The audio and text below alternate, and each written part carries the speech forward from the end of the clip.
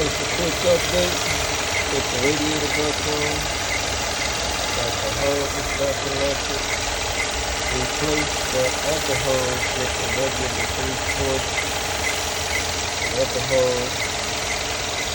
I've been running for about 40 minutes. No heat. Got heat coming out my radiator from the grips from time to time. The fan's working. Once again, just to show that you can change the radiator without removing the AC condenser.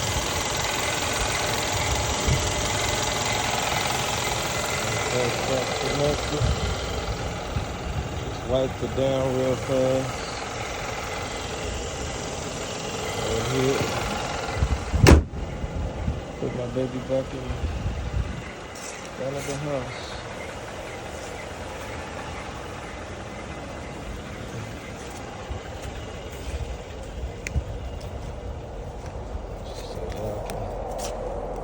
Verify the make and the model.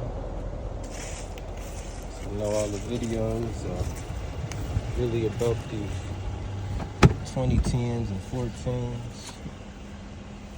Nothing's on my dashboard. Need to put my passenger front tire up to about 43 psi to get that off.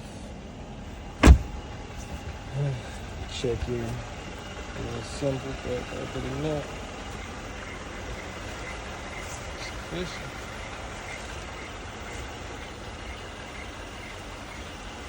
Got my Sonata, my Land Rover, my BMW in the front yard.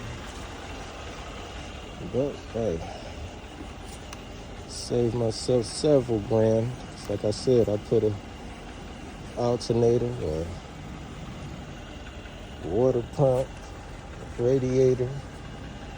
I had to change the evap sensor in the back. I'll send a video on how I did that. I just literally went through the back of the seat and put a little hole to access the evap sensor to put in right on top of the fuel tank, because there's no way to get to it unless you go underneath the vehicle and put the differential, take that down and some other stuff, but I wasn't going through all of that, so just cut through the frame in the back of the seat. I'll put a video to that as well for those out there inquiring about putting the evap sensor on your Benz. But that's about it.